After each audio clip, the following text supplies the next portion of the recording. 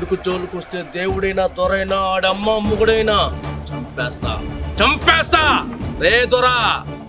పోలీసుని తెప్పించుకుంటావా, మిలిటరీని రప్పించుకో. నీ కూతురు మెల్లో తాలిగెట్టేది నా కొడుకే. పేదోళ్ళు అంటే అంత లోపురా నీకు? పేదోడు పవర్ ఏంటో చూపిస్తా. మరణాలని మింగేసే మృత్యుంజయుడు, వీడు కలల గడప